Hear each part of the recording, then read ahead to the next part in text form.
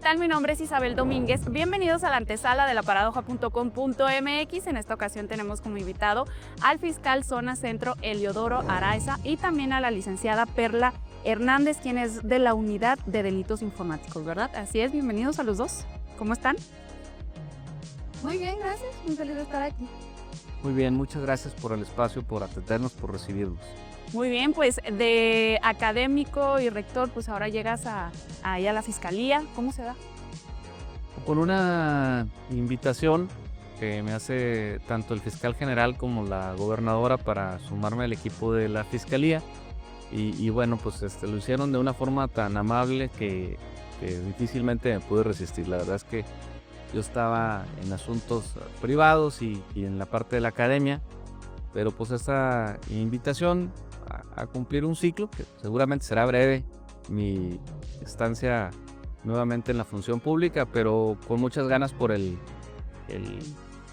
la forma en la que me invitaron a participar. Perfecto. Hablamos pues un poco también de esta creación de esta unidad de delitos informática, cómo se dio, qué resultados ha dado pues hasta el momento. Mira, esta unidad nace en lo que es febrero del 2024, al momento en el que se separa la unidad de extorsiones de Fiscalía Zona Centro. La unidad de extorsiones pasa a pertenecer a la Fiscalía de Operaciones Estratégicas. Okay. Entonces, cuando se muda, queda en Fiscalía Zona Centro alrededor de 250 carpetas, las cuales están relacionadas con el capítulo 4 del Código Penal para nuestro estado, que es el de uso y acceso ilícito. Entonces vemos esta cantidad de carpetas y nos vemos en la necesidad de crear esta unidad. Es el licenciado Eliodoro el que pues se da cuenta de esta necesidad y pues me encarga a mí esta área. ¿Qué tanto ha reducido la respuesta ya al tener esta unidad? Ha reducido en cuanto a los hackeos de WhatsApp, de Facebook, de Instagram, porque también le estamos apostando mucho a lo que es la prevención, las pláticas preventivas para evitar este tipo de delitos. Y lo que sí nos está creciendo mucho es el fraude a través de estos medios digitales, como son a través de Facebook, WhatsApp, Instagram. Eso sí es lo que se ha incrementado mucho y es lo que estamos investigando, es darle más auge a esta investigación para poder dar con los responsables, los cuales hasta ahorita por las investigaciones que hemos tenido, pues sabemos que muchos de ellos ni siquiera se encuentran aquí en el estado, están muchas veces fuera de nuestro estado, como es en la ciudad de Guadalajara, Ciudad de México, principalmente, que es lo que a nosotros se nos complica un poquito más, pero es lo que estamos trabajando. Excelente. ¿Qué tantas denuncias han recibido ahora con esta unidad? Bueno, más o menos aproximadamente se reciben alrededor de 100 denuncias al mes, es un aproximado. Aquí importante contextualizar, cuando se nos invita a formar parte de la Fiscalía Zona Centro por parte del fiscal general, el fiscal general había hecho previamente una planeación estratégica que nosotros retomamos y venía con mandatos muy claros en las directrices. El primer mandato que nos da el fiscal general es que tenemos que atender de manera amable, de manera eficaz y de manera eficiente la ciudadanía. Y bueno, en esa perspectiva, una vez que llegamos a Zona Centro, hacemos una reingeniería de procesos de todas las unidades. Dentro de ese contexto de reingeniería de todas las unidades y ante otra disposición también del fiscal general de trasladar lo que antes era la Unidad de Extorsiones de Zona Centro a la Fiscalía de Operaciones Estratégicas, advertimos que en esa unidad de extorsiones se estaban atendiendo una serie de delitos que se cometían a través de medios informáticos, a través de cuestiones tecnológicas. Y esos no encuadraban exactamente en lo que es una extorsión, pero era lo que más se parecía. De tal forma que como las extorsiones todas las extorsiones, ya sean reales o virtuales, se manejan en la Fiscalía de Operaciones Estratégicas, entonces nosotros dijimos, bueno, tenemos fenomenología criminal que alguien tiene que atender. Pero además tenemos que contextualizar también que hay un cambio social en el cual nuestra sociedad va cambiando hacia una sociedad digital. Nuestras comunicaciones han evolucionado. Pues antes eran en persona, posteriormente era por teléfono, por telégrafo y posteriormente cada vez es más a través de las redes sociales. La forma en que nos comunicamos las personas es a través de las redes sociales. Eso lleva a que una sociedad vaya cambiando. El comercio también va también mutando de ser personal a ser cada vez más a través de vías electrónicas. Y las operaciones o las transacciones económicas también cada vez más es a través de transferencias, de operaciones que se hacen vía Facebook, Instagram, en fin. Y entonces vamos viendo una modificación del fenómeno criminal en donde hace 10 años quizás la incidencia delictiva más grande la teníamos en robos, robo de vehículos, ¿sí?, en la ciudad. Y de pronto encontramos que a raíz más o menos, la estadística nos dice 2000 años, 2020, 2021, se empieza a mover hacia la unidad de delitos patrimoniales, es decir, los fraudes, como bien decía la licenciada. Pero luego empezamos a subclasificar que esos fraudes, en su mayoría, se están cometiendo actualmente utilizando medios electrónicos, redes sociales.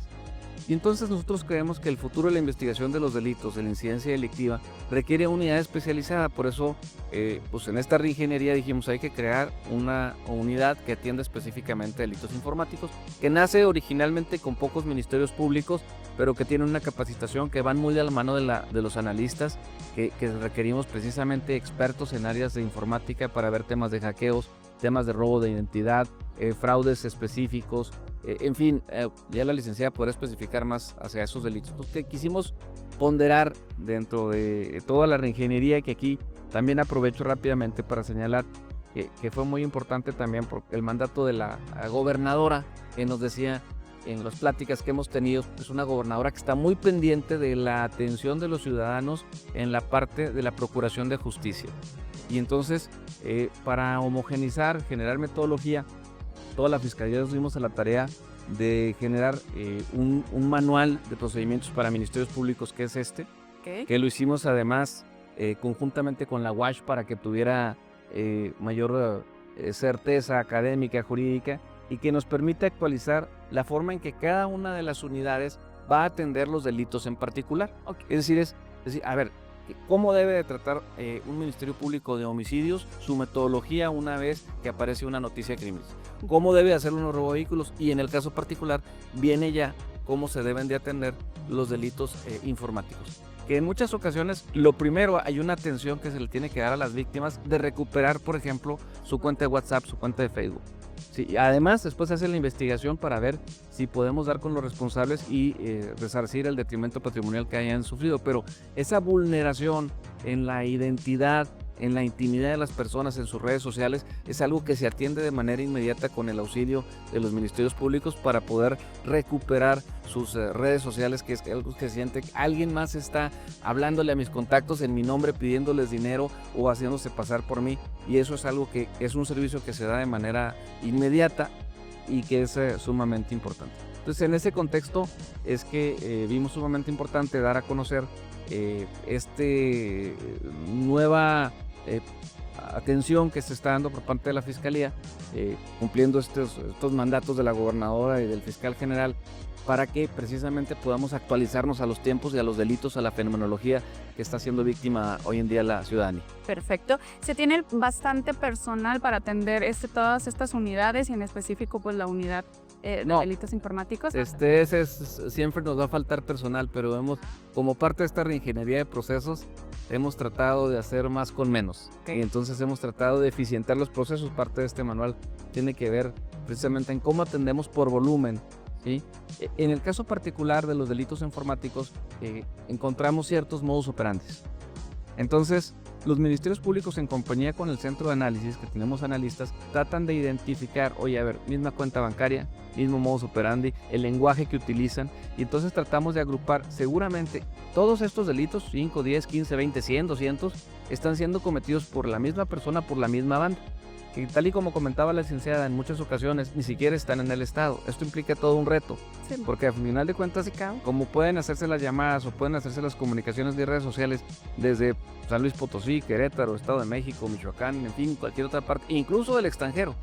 hecho, porque últimamente tenemos casos de hackeos, sobre todo, por ejemplo, de cuentas de correos electrónicos, en los que cuando uno revisa el intento de hackeo, por lo general ya cuando ve uno el historial de ver quién trató de entrar, empiezan a ver que de varias partes de Europa o incluso de Estados Unidos, los hackers están tratando de hacer, a lo mejor a propósito de la tecnología, ellos están en un determinado lugar, pero el hackeo, el tratar de entrar, es a través de servidores que están en otros países. Pues por eso tenemos ahorita 4 ministerios públicos trabajando con la coordinadora. Estamos en un plan de aumentarlos, pero además capacitarlos y especializarlos en lo que creemos que es el futuro de la atención del fenómeno delictivo de la ciudadanía. Bien, perfecto. También otro tema interesante sobre las audiencias concentradas. No sé si explicarnos un poquito de esto, cómo son y cómo se están llevando acá. Sí, por supuesto. Las audiencias concertadas surgen de primero una necesidad numérica. Cuando llegamos a Zona Centro en julio de 2023, encontramos que había en total 171,000 carpetas de investigación y teníamos 230 ministerios públicos integrando carpetas. Hay más ministerios públicos en Zona Centro, pero cumplen otras funciones. Por ejemplo, la licenciada es coordinadora. Ella no está integrando propiamente carpetas, sino que está dirigiendo a quienes integran carpetas. Y así tenemos atención temprana o el área de jurídico que ve el tema de las apelaciones o algunos asesores. 230 teníamos integrando carpetas. De esas 171,000, 33,000 aproximadamente estaban en lo que denominamos investigación, las otras estaban en archivo. Nos dimos a la tarea primero de resolver, ¿sí? A lo largo de este año y medio, alrededor de 94,000 carpetas de investigación que ya tienen una determinación, ya sea que se haya hecho un ejercicio, alguna prescripción, porque algunos de estos delitos ya estaban prescritos, o que se hayan judicializado. Luego nos encontramos también que el promedio mensual de judicialización, y pues voy para el tema de la pregunta, era de 230 judicializaciones mensuales promedio. Esto que significaba que los ministerios públicos estaban judicializando una carpeta al mes, porque además tenían muchísimo trabajo. Ya dijimos, la carga de trabajo de investigación de 171,000 o 33,000 en investigación solamente permitía que se estuviera judicializando una al mes. El mes de marzo del 2025 el área de gestión informó que se judicializaron 412 carpetas y no obstante que hicimos un esfuerzo importante institucional con el apoyo de la Dirección Administrativa, de la Secretaría de Hacienda, el apoyo del Fiscal General en permitirnos contratar personal. Ingresaron 40 ministerios públicos más o menos hasta noviembre del 2024, pero la rotación de personal, es decir, las personas que van saliendo por renuncias, por comisiones, por jubilaciones, por pensiones, pues tenemos menos MPs. Ahorita tenemos alrededor de 220 integrando carpetas. Realmente es todo un reto. Pero bueno, dentro de toda esta ingeniería vimos que hay algo que estaba funcionando bien, sobre todo en Ciudad Juárez, que era el tema del Tribunal de Adicciones, ¿sí? Que tiene que ver con el narcomenudeo. Entonces es una idea que ya previamente a que ingresáramos nosotros, en una sola audiencia concentrada, se atendía los temas de narcomenudeo. Cuando llegamos a Zona Centro, pues había audiencias concentradas de alrededor de 20-25 imputados en el tema de narcomenudeo. Se hace un esfuerzo importante y las últimas audiencias concentradas de narcomenudeo estamos hablando ya de hasta 100 imputados en una sola audiencia. Como vimos que estaba funcionando muy bien ese elemento, empezamos a trasladarlo a otros delitos y el primer ejercicio es en el tema de robo. Ya tenemos 2 meses en los que hemos tenido audiencias concentradas de robo. En el primero se citaron a 50 imputados, en la segunda 25 imputados. De tal forma que es muy importante que la ciudadanía comprenda que la hora audiencia aproximadamente cuesta 14,000 pesos.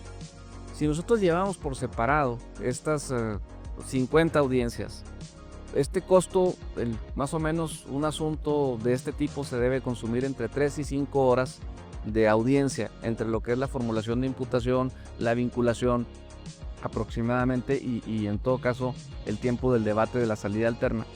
Y entonces estaríamos hablando de un costo de más de 3 millones de pesos para el Estado. Pero si la llevamos en una sola audiencia, más o menos en 4 horas, que tendría un costo aproximado entre 60 y 80 mil pesos, pues podemos atender los asuntos que iban a terminar exactamente en lo mismo, una suspensión condicional del proceso, porque estamos hablando de delitos en donde prácticamente todos los casos el monto es muy pequeño o se recuperó el monto de lo robado. de todos modos había que llevar a esas personas ante un juez y que asumieran una consecuencia jurídica, aunque fuera menor, pero que hubiera una consecuencia jurídica por el delito que se hubieran cometido. Entonces, ahorita estamos ya en narcomenudeo, en robos, eso está funcionando. Debemos de dar las gracias al Poder Judicial que nos flexibilizó esta oportunidad de atender estas situaciones, y seguramente en el futuro mediano, precisamente asuntos como los que platicábamos, en donde tenemos 40 o 50 víctimas, que es una misma banda la que los vulneró a través de Facebook, a través de WhatsApp, al cometer algún delito, los podremos llevar en una sola audiencia, y entonces también podemos atender 40, 50 o hasta 100 carpetas de investigación judicializadas en una sola audiencia. Entonces, esa es parte de la reingeniería pues de procesos en la que estamos trabajando. Bien, también otro tema interesante es este proceso de la elección judicial. ¿Cómo les va a impactar a ustedes ahí, sobre todo pues con los ministerios públicos? Bueno, este es un cambio radical respecto a la forma en la que estaba integrado nuestro sistema de justicia penal, contemplando la parte policíaca, la parte de la investigación, que es donde estamos nosotros, y la parte jurisdiccional. Yo quisiera ser muy prudente respecto a lo que va a suceder y bueno, pues tratar de tener esperanza de que ya que es, yo creo que no es lo mejor, no creo que se debió de haber implementado como se está implementando, pero ya que está, esa es la realidad y el mundo es como es y no como queremos que sea.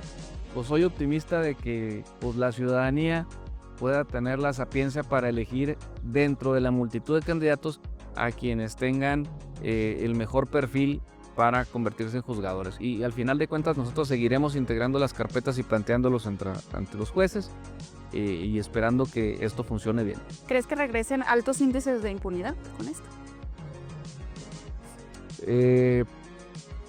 Es muy pronto para saberlo. Y Okay. Al final de cuentas es una de las partes del sistema. Los otros elementos, como dijimos, es la parte policíaca, de investigación, la parte que tenemos en los ministerios públicos en la integración de las carpetas y presentar ante los tribunales. Y bueno, si dada casualidad de que no llegan las personas más adecuadas y las resoluciones jurisdiccionales no son las más correctas, pues entonces sí, lamentablemente va a haber un efecto de impunidad y un incremento en los índices delictivos. Hay un caso paradigmático y aquí a lo mejor la licenciada lo puede platicar mejor. Precisamente respecto de estas fraudes cibernéticos, Chihuahua fue pionero en el país en poder procesar y judicializar personas que desde otros estados cometían los delitos. Y a través del seguimiento de cuentas bancarias, de redes sociales, se giraban órdenes de aprehensión que se ejecutaban y se procesaban. Y hubo un asunto en particular que a partir de que estuvieron procesadas esa banda, disminuyeron de manera muy importante la incidencia de ese tipo de delitos cibernéticos. Pero por alguna razón en el juicio, no quisiera yo valorarlo, el resultado fue que los absolvieron. Y una vez que los absolvieron, casi de inmediato a los 2 meses volvió a repuntar el número de delitos de esa naturaleza. Es decir, como que las bandas que se dedican al país, cuando vieron que en Chihuahua se había hecho una investigación, se había detenido, se estaba procesando a quienes estaban cometiendo el delito, como que dijeron, bueno, en este estado vamos a dejarlo por lo pronto por la paz, tenemos otras 31 entidades federativas para hacerlo, pero en el momento en el que vieron que se dio la sentencia absolutoria, en automático, ella pudiera platicar más de ese asunto. ¿Qué tanto disminuyó en ese caso? Sucedió. Sí, disminuyó bastante. Inclusive también era parte de lo de la prevención que ya no se estuviera dando este delito, pero sí disminuyó bastante el hecho también de que en aquel entonces la penalidad también de extorsión era muy alta, entonces tampoco ya no lo vieron factible. Y realmente es que esa era la base de la investigación, las cuentas bancarias, y se puede dar con las personas. Entonces disminuye, pero luego ven que por cuestiones pues de valoración jurídica, de criterio en sí, del tribunal, se absuelven. Entonces ellos dicen, pues es más fácil y vuelven a repuntar. Inclusive yo tengo conocimiento de que muchas veces siguen viéndose testigos virtuales, extorsiones telefónicas, y lo vuelven a intentar, pero lo bueno es que ya la gente conoce este tipo de delitos y ya no cae. Y es por eso también que a mí me gustaría tomar este espacio para hablar lo que es la prevención en los delitos informáticos. Es muy importante que la ciudadanía tenga intención o ganas de tener una educación digital, porque utilizar el internet también es una responsabilidad, no es solamente de la autoridad, es de todos. Porque si tú utilizas alguna red social, tú tienes que estar consciente de que hay ciberdelincuentes y que van a aprovechar todas las oportunidades, y más que ellos están detrás de una pantalla, que ellos saben que es muy difícil dar con ellos. Se puede, pero es muy complicado. Entonces, si la ciudadanía somos más conscientes de lo que es la ciberseguridad, de lo que es, subo ciertos datos a mi Facebook, pero no todo, tengo contraseñas seguras, verificación de 2 pasos, todo esto se lo vamos a complicar más a los delincuentes y no va a haber tanta incidencia. Y también dejar de confiar. Somos muy confiados y eso es lo que provoca más este tipo de delitos en lo que es el fraude. Entonces, sí, también hay que regresar a lo de antes, a que si me piden dinero prestado, asegurarme físicamente que la persona me lo está pidiendo. Por ejemplo, si a mí me llega un mensaje del doctor Eliodoro, yo no le voy a prestar dinero. Yo sí no lo voy a hacer. ¿Por qué? Porque... Pero si te lo pide en persona, sí. Ya que si es por llamada, tampoco lo voy a hacer, porque también aquí está lo que es la inteligencia artificial. Ajá. La inteligencia artificial es algo que nos está rebasando y al que tenemos que tener mucho cuidado. Ya con una simple llamada, a lo mejor que tú contestes y nadie te hable, con eso ya te están tomando tu voz, y con eso ya pueden los ciberdelincuentes invertir dinero para convertir esa voz y poderlo utilizar para defraudar a tus contactos. Entonces, por eso les digo, hay que volver a lo de antes. Ahora sí que, si no es físicamente, ya personal. O mejor no prestarlo, mejor no hacer la transferencia, aunque te lo esté pidiendo tu jefe.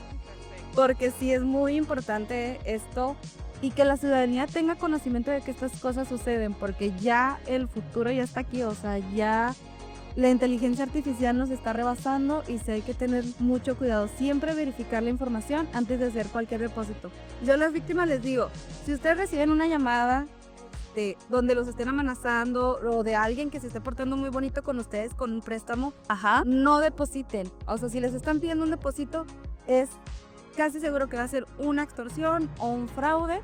O si les llega un mensaje de WhatsApp donde su amiga de secundaria les está pidiendo un depósito, o a lo mejor tu hermana también, no le deposites. Mejor o mandan un mensaje vía texto o una llamada telefónica, no por WhatsApp, o ya de plano sí asegúrate de que sí sea ella antes de realizar este depósito, porque ya que el 90% de los casos va a ser fraude y va a ser o extorsión. Entonces sí es muy importante tener este tipo de detalles, cuidar este tipo de detalles. ¿Y cuál sería el primer paso ya si te hackean el celular, alguna red social? ¿Qué es lo que la gente debe de hacer?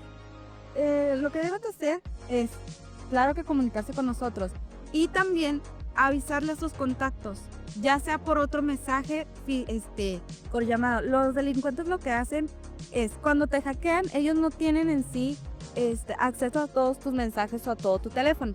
Solamente tiene a los grupos de WhatsApp que tú tienes. Entonces, por lo general, siempre tenemos trabajo, familia. Entonces, ellos ya saben ahí cómo se van a dirigir con las personas.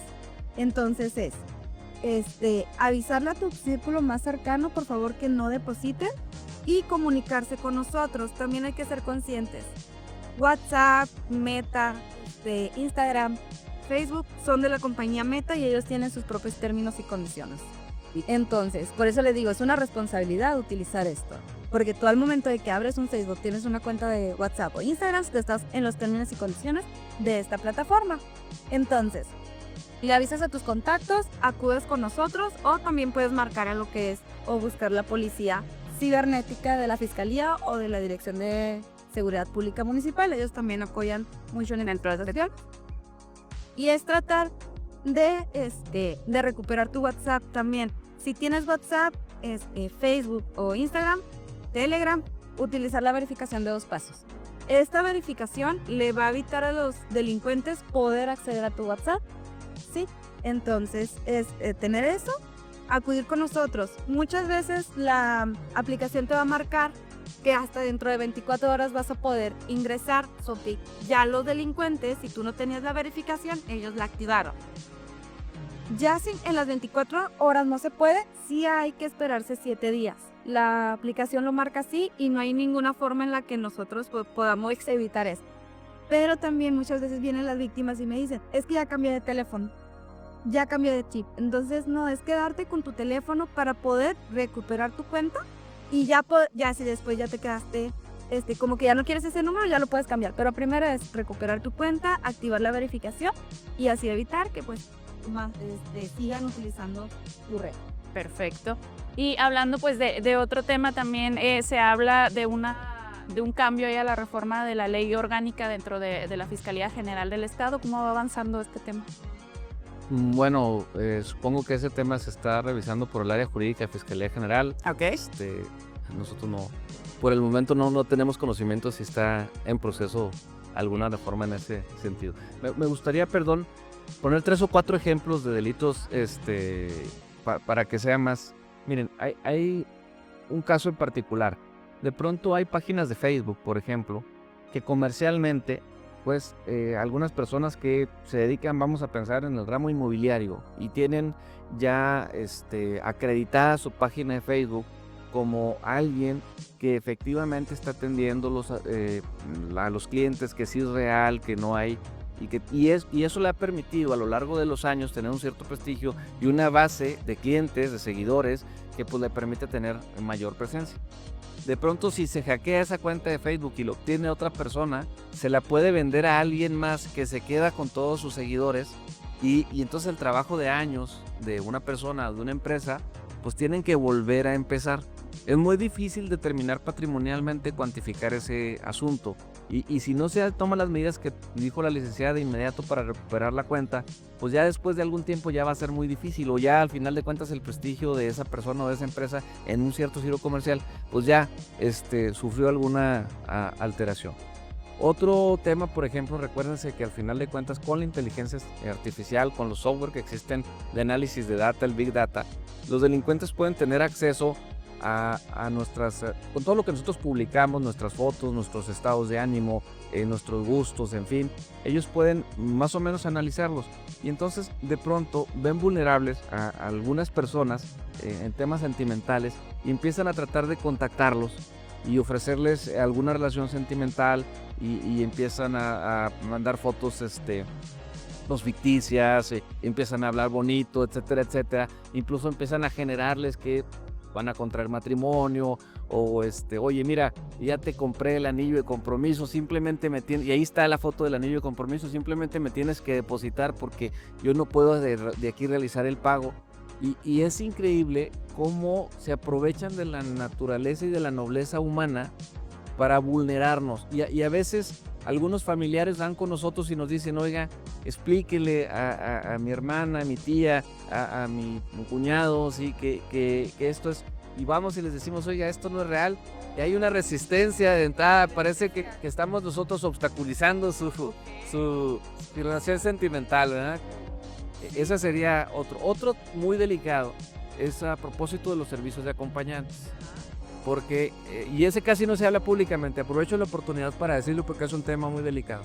De pronto quienes utilizan estos términos de servicios de acompañantes hacen alguna transacción, alguna comunicación, y de pronto les hacen llamadas telefónicas y les digo, ya sé dónde vives, dónde estás, y pertenecemos a tal grupo de la delincuencia organizada, y si no me depositas esta cantidad, y mira y entonces como obtienen una serie de información a través de las redes sociales, la persona se siente vulnerable, pero además como le da vergüenza haber tenido esa interacción, pues difícilmente se lo comparten a alguien o acude con las autoridades, y ahí tenemos ya muchos casos en los cuales ha habido fuertes cantidades de dinero en que las personas han sido víctimas de esta delincuencia a través de medios informáticos. En especial que se llama Mileróticos, y es la que siempre llega, es que me metí, pero yo nada más me metí.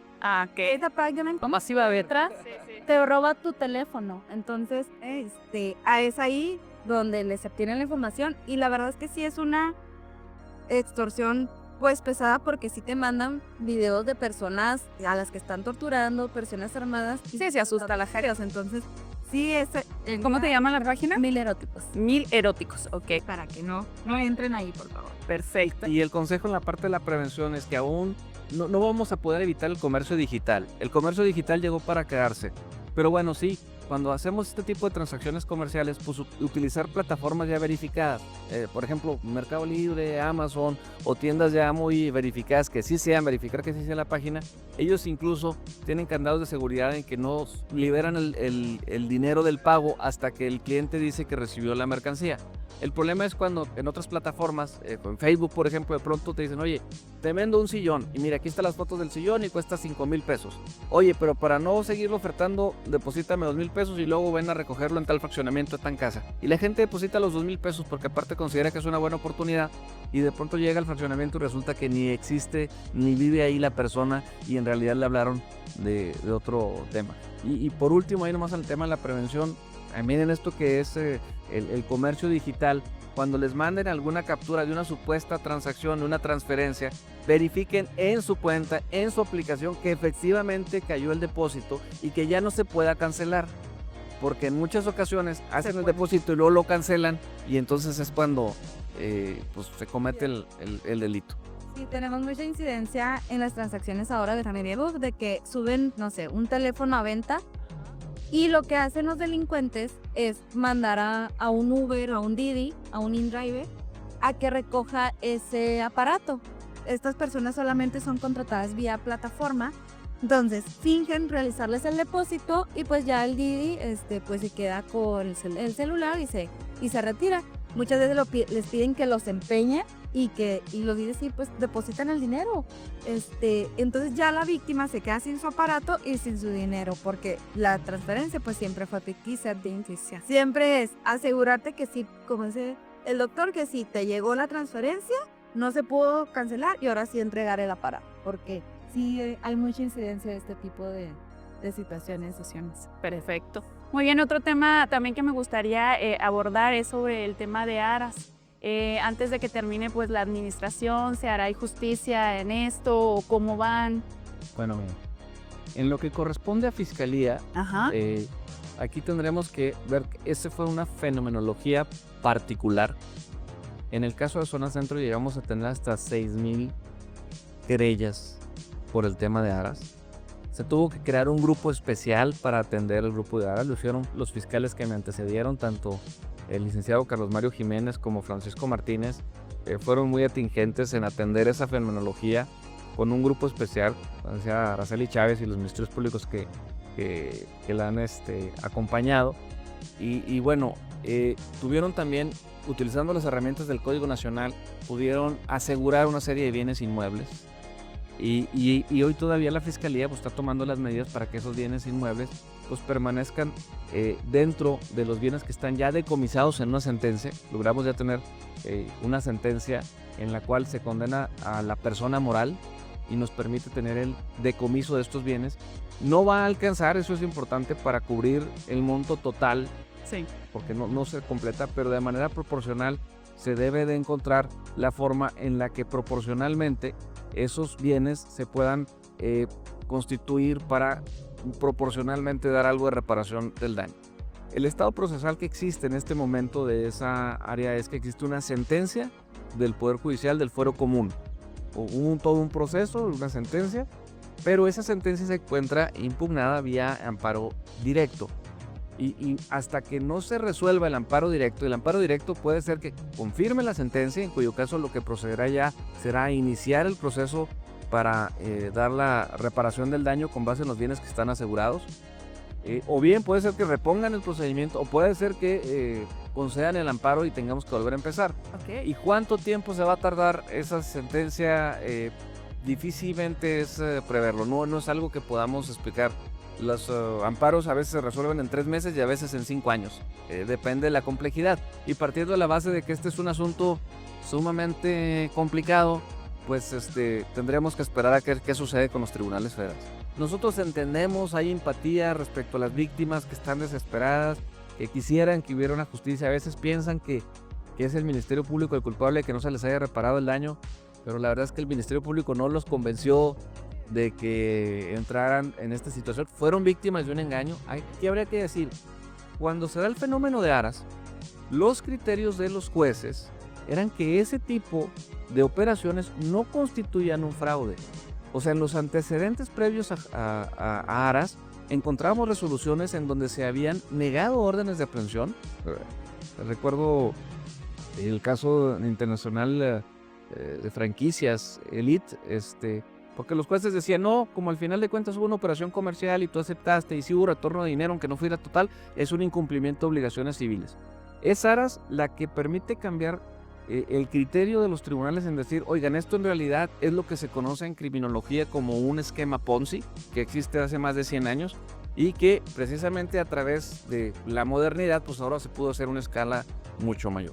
Ahí existe una sentencia, existe un gran trabajo de los ministerios públicos, de los que estuvieron antecediéndonos en la Fiscalía Zona Centro, y bueno, insisto, yo entiendo, tengo empatía por las víctimas, creo que fueron engañadas, pero de pronto siento como que nos quieren hacer responsables a nosotros del daño de lo que no fuimos responsables. Al contrario, estamos viendo cómo se les puede resarcir.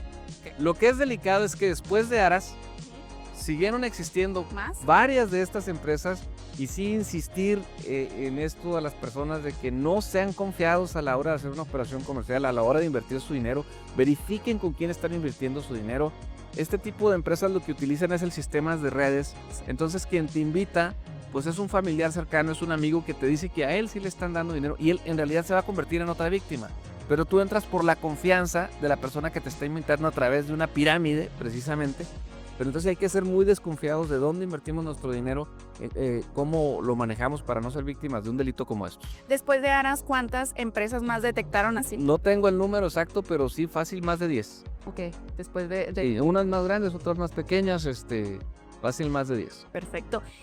También, no sé, ahí en el tema del MP, cuando detienen a líderes criminales, no sé cuál sería ahí la falla o qué es lo que hay en este tema, ya que la Fiscalía General de la República son quienes ya los liberan. Ustedes pues los detienen, pero realmente pues ya llegando allá se vuelven pues otra vez a la calle. ¿Qué es lo que está sucediendo ahí? Yo ¿qué puedo decir? Es que hay coordinación. Ajá. No quisiera meterme yo a opinar sobre pues otra entidad de investigación. Ellos tienen su trabajo y a veces a lo mejor lo que sucede es que el que hace mucho ruido mediático es la sentencia absolutoria. Pero miren, los porcentajes de autos de vinculación están siempre en las dos instancias arriba del 80%. Y el porcentaje de sentencias condenatorias casi siempre está arriba del 90%. A veces el 95%. Nada más que uno o dos asuntos en los que llega a darse alguna sentencia absolutoria, pues es lo que llama muchísimo la atención. Bien, pues algo más que gusten agregar. No, agradecerles el espacio, licenciada, no sé si... Nada más agradecer y volver a repetir, por favor, no sean confiados, no depositen, siempre pregúntense, tómense antes de hacer un depósito, antes de hacer una inversión, porque también existen las inversiones digitales. Si está correcto esto, verificar, tener buenas contraseñas, verificar las ligas a las páginas en las que estamos entrando, que sí sean las correctas, y siempre darse un momento antes de hacer algún tipo de depósito para evitar caer en esto, porque es como ya lo mencioné, estos delitos en medios digitales se pueden prevenir, ¿sí? Se pueden, pero perfecto, solamente pues agradecer. Yo nomás recalcar, hay muchas áreas de oportunidad, la Procuración de Justicia siempre tendrá muchas deficiencias, pero realmente el mandato de la gobernadora del estado y del fiscal general, que además hay reuniones periódicas donde se platique la planeación estratégica, todos esos temas que estamos platicando ahorita con ustedes han sido de su conocimiento y ellos nos han insistido mucho en atender amablemente, eficientemente y rápidamente a las personas. Es un tema en el que están ocupados tanto la gobernadora como el fiscal general. Bien, muy bien, perfecto. Pues hemos llegado al final de esta entrevista. Recuerden que nos pueden seguir en las redes sociales de laparadoja.com.mx. Hasta la próxima.